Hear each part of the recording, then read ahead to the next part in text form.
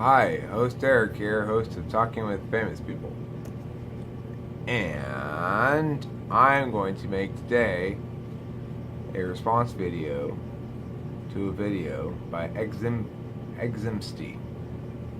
Is that how you said that? I should Google it, of course, but I'm old, so I don't think that first thing usually. Like younger people think. I can still Google it right now, but I'm not going to. Anyway, his name's Xemsti, and he's a YouTube video maker. And I didn't know that. He's commented on a number of my videos, and I had no idea he made YouTube videos. In general, stopped clicking people's names because almost everybody I clicked their name, they didn't have anything on their YouTube channel. So I just was like, oh, I guess there's a lot of people who just watch videos, which is super cool, right? I mean, I we who want to put stuff out there need those who want to watch stuff more than vice versa, for sure. So anyway, I watched this guy's video on Enneagram, Disintegration, Integration, and I was struck by a few things. First of all, his video is really good. He mentions that he rambles at a certain point, but he's actually not very rambly. He wastes a certain amount of time at the beginning with like a minute-long sort of introduction-y thing, right? Which I do all the fucking time too. It drives me nuts when I watch it back. But anyway, when he gets down to the topic, he's quite non-repetitive, and he speaks fluidly, and he doesn't say a bunch of ums and ahs. All of which are, to me, pretty critical in having a watchable video, because as a debate coach, I'm particularly attuned to verbal tics of those sort that hit my ear and annoy me. So that's nice. Anyway, I wanted to talk about of course I say one right there.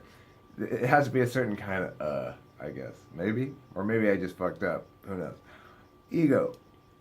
I want to talk about this first and foremost. There's a brief mention in there about dealing with the ego and getting rid of the ego, or generally relating the Enneagram personality type mission as relating to the ego.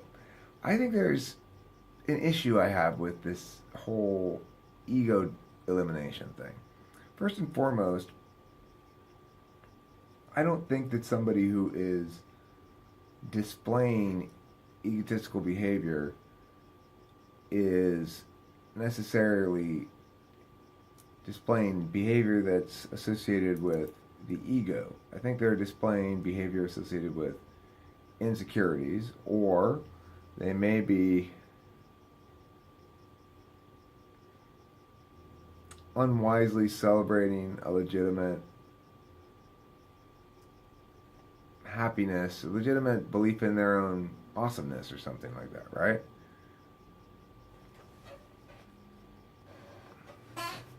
I paused it because I had to blow my nose, and I'm tired of watching myself blow my nose on camera. Anyway, so like I said, there's fuck.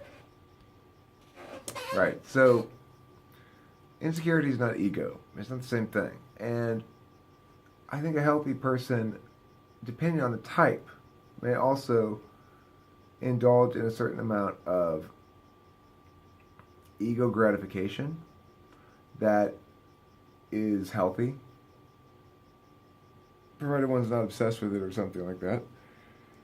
I think that the main reason why I stopped being around AA more than anything else,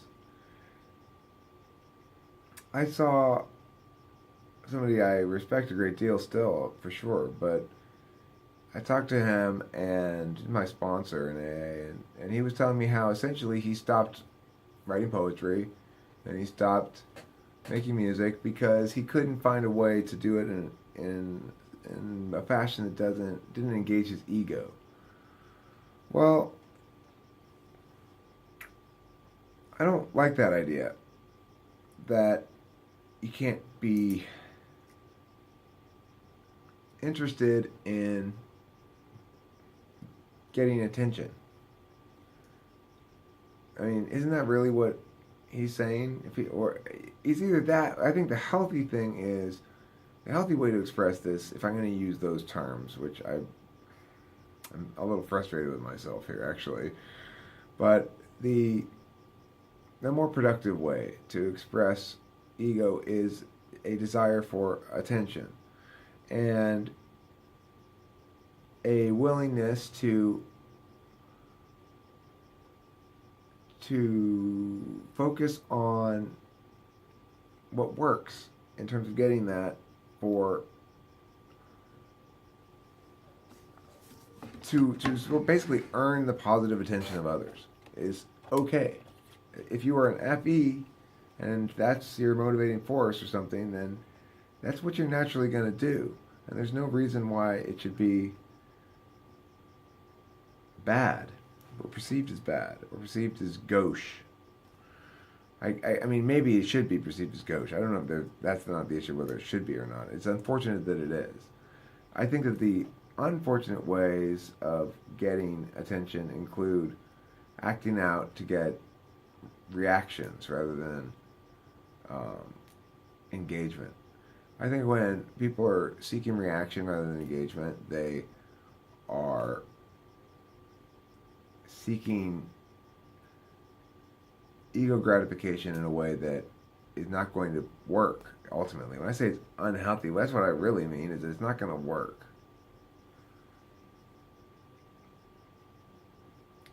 I mean, unless it does, in which case, go for it. I mean, I'm not one to tell people how to do stuff, but I don't like the idea that we're supposed to achieve some Zen state of egolessness. I think we're supposed to create, as an ENTP, this is how I think of the identity. My job is to create an identity that's as rich and full and nuanced and aware as possible. Next I want to talk about in the video, and I keep in mind, being an ENTP, I naturally am contradictory. I'm not trying to actually argue against this guy at all. I like him a lot, and I think he had a lot of good things to say, and just because I'm expressing this opinion doesn't mean I don't afford his opinion equal legitimacy. And I don't even know if that reflects his opinion at this point or not. When he made the video, it did. I know my opinion on this shit changes all the time. So, I don't know. Also, not conscious. I like this thing he said about it not being a conscious decision. Like, you can't be like, oh, I'm going to try to integrate, so I'm going to act more like the healthy version of the type I'm supposed to disintegrate to. It's all extremely complicated. To me, to a certain extent, that runs afoul of cognitive functions, as I indicated in a previous video. And I would say that you can, however, make a conscious choice to say, I'm going to prioritize SI over NE, for example. I think you can make a conscious choice regarding your 1-4 slots. And you're going to be limited to the extent you want to make that choice. And you probably won't really want to. If you're an ENTP, you're not going to want, you're going to be like, well, I'm excited about prioritizing SI today over fun. That doesn't really happen very often. So, but I think you can make a conscious choice to prioritize, and you can feel good about it when you do prioritize it, and you take care of shit, for sure. Now, whether or not, what's interesting is, I see Enneagram as descriptive, right? So it might, in theory, at least, or it might be the case that when one is prioritizing in the fashion I indicate at the optimal ratio, that in fact it looks as Enneagram suggests. Is that the case? I don't know. Last thing I want to talk about is I have a good friend named Matt who is an INTP and who very much like you has very ENTP-ish periods of time. The other IN I know, which is an INFJ, who's one of my closest friends, he also has very extroverted times. It's not so much, like when you see him, he's extroverted, pretty much. And when you see the INTP, he's extroverted, pretty much. Sort of. But you just don't see them very often because they spend a lot of time not being out and engaging with people. So, anyhow, that's the deal. Is certain introvert types express in an extroverted fashion, display sort of extroverted-ish, and it's really a matter of amount of time that they spend on their inside their own house shit or their inside their own head shit versus their external world shit. It's like a ratio of time usage rather than behavior per se.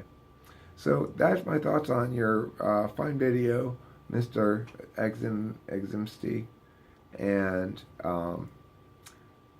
I was excited to see what you look like and everything. That was cool. That was neat. So, all right, nice talking to everybody, and thanks for watching Talk with Famous People.